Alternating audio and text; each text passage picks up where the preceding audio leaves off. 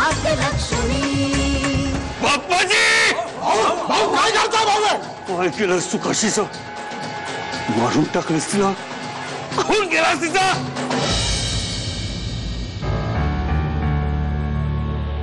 किती भयंकर स्वप्न पडलं होतं बाप्पाजी, आणि मी काय करू तेही आता माझ्यावर रुसले. पण हेच मला या प्रकरणात मदतही करू शकते. काशीनं जलसमाधी घेतल्यावर तिचे हात शिल्लक राहणार आहे. म्हणजे सत्ता कुठून तिच्या हाती येणार? बाबा कदम, एक गोष्ट लक्षात ठेवा, या कामिनीबाईच्या रूपानं आपल्या हातात एक चांगलं हत्यार आलंय. तिच्या मनात काशीबद्दल विष पेरायचं, मग त्या विषयानं काशी मरेल आणि मग हळूहळू कामिनीबाईला संपवायची. क्या बात.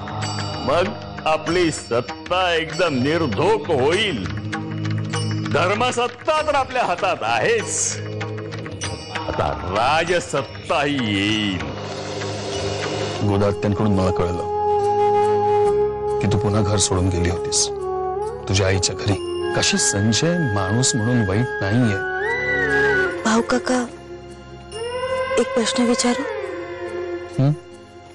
ही चित्रा कोण आहे? भाऊ काका, यांच्या तोंडून तिचं नाव ऐकलं. स्वप्नात तिचं नाव बडबडत होते. असंच काहीतरी बडबडत असेल अगं. परत ते जाऊ दे.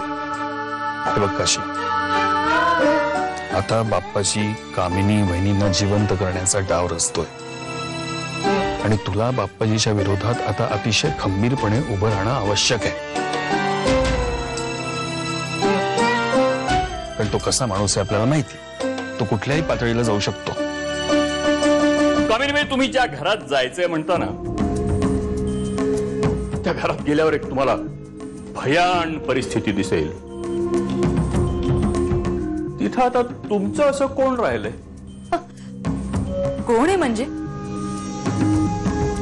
धनाजीराव आहेत, सूर्य आहे, त्याची बायको सरिता आहे. यांच्यापैकी तिथं कोणीही नाही. स्पष्ट काय ते सांगाल का? सूर्य आणि सरिता रागानं घर सोडून निघून गेले. धनाजीराव गुरुआईकडे गेलेत. या काशीला ना मी जिवंत नाही सोडणार. असं करावं लागेल की जेणेकरून गाव आपलं सगळं ऐकेल. म्हणून शांतपणानं विचार करा, काशी कशी संपेल याचा. ही चित्रा नक्की कोण आहे? सगळे माझ्यापासून काहीतरी लपवत आहेत.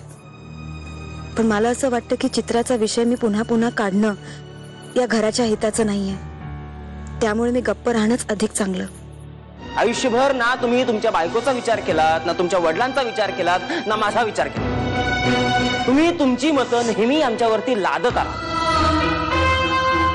आई आज तिच्या माहेरी जाऊन राहते, ते आनंदाने नाही. तुमच्या ह्या दहशतीला कंटाळून आई तिकडे निघून गेली. आणि यापुढे तुम्ही माझ्याकडूनही कुठल्याही प्रकारची अपेक्षा करू नका. गीता, या पोराला आवर.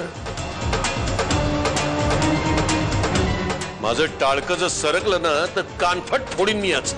बाप्पाजी की नाही अख्ख्या गावाला जादूचे प्रयोग दाखवणार आहेत. अहो, प्रयोग कसला? बाप्पाजींची ती ही परीक्षाच आहे. मेलेला माणूस जिवंत करणं म्हणजे काय साधी गोष्ट नाही. साधी गोष्ट नाही. संजय, अरे चित्राला विसर. आपल्या गावात काय चालू आहे? तो बाप्पाजी अख्ख्या गावाला अंधश्रद्धेच्या जाळ्यात अडकवतोय. कामिनी वहिनींना जिवंत करण्याचं खोटं नाटक रचतोय. आणि या सगळ्याच्या विरोधात उभं राहायचं सोडून तू तू फक्त स्वतःचा विचार करतोयस. तू सुदामा दादांचा मुलगा आहेस ना? हा, ते सुदामा दादा ज्यांनी स्वतःचा कधीही विचार केला नाही, सतत गावाकरता झटले, ते त्यांचा मुलगा आहेस तू. चित्राला विसर आणि काशीच्या पाठीशी खंबीरपणे उभा राहा. भाऊ काका,